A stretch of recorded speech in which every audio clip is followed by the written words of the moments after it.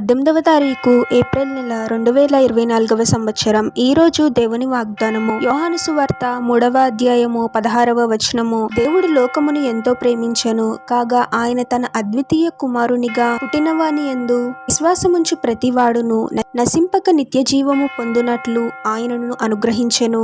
సహోదరి సహోదరులారా, మానవుడు దేవునికి విరుద్ధమైన కార్యాలను చేస్తూ పాపపు జీవితాన్ని జీవిస్తూ ఉన్నప్పుడు దేవుడు ఆ మానవుడిని రక్షించడానికి తన అద్వితీయ కుమారుడైన యేసుని భూమి మీదకు పంపాడు. ఎందుకంటే పాపము వలన వచ్చు జీతము మరణము. మనల్ని ఎంతగానో ప్రభు ప్రేమించాడు కాబట్టే ఆ మరణం నుండి రక్షించడానికి దేవుడే శరీరధారి అయి తన కుమారునిగా యేసుని భూమిపై జన్మింపచేశాడు. బిడ్డ నశించడం తండ్రికి ఇష్టముండదు. అలాగే మన పరలోకపు తండ్రి కూడా మనము నశించిపోవడం ఇష్టం లేదు కాబట్టే మనల్ని రక్షించడానికే యేసుని మనకు అనుగ్రహించాడు. ఎవరైతే ప్రభు సన్నిధిలో మోకరించి హృదయపూర్వకముగా పశ్చాత్తాపపడతారో, ప్రభుని రక్షకునిగా అంగీకరించి ప్రభునందు విశ్వాసం ఉంచుతారో వారి పాపములు క్షమింపబడతాయి. వారు పరిశుద్ధపరచబడతారు.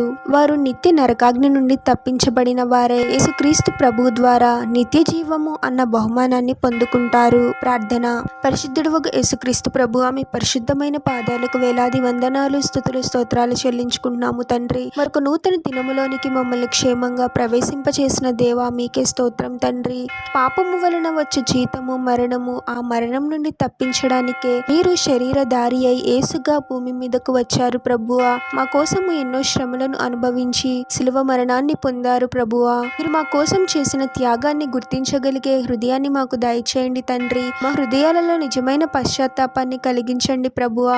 మిమ్మల్ని హృదయపూర్వకముగా మా రక్షకునిగా మేము అంగీకరించేలాగున మా మనసులను మార్చండి తండ్రి. మిమ్మల్ని రక్షకునిగా అంగీకరించి మీ పట్ల గొప్ప విశ్వాసాన్ని కలిగి ఉండి ఈ ద్వారా నిత్య జీవము అన్న బహుమానాన్ని పొందుకునే వారముగా మమ్మల్ని దీవించమని ఈ ప్రార్థనలో ఏకీభవిస్తున్న ప్రతి ఒక్కరిని పేరు పేరున దీవించి ఆశీర్వదించి అభిషేకించమని, వారు చేసే ప్రతి పనిలో మీరే వారికి తోడుగా ఉండి వారిని అన్ని కీడుల నుండి అపాయాల నుండి మీరే వారిని రక్షించమని ఈ మా మనవులన్నీ యేసుక్రీస్తు వారి పరిశుద్ధ నామంలో అడిగి వేడుకొనుచున్నాము తండ్రి. ఆమెన్.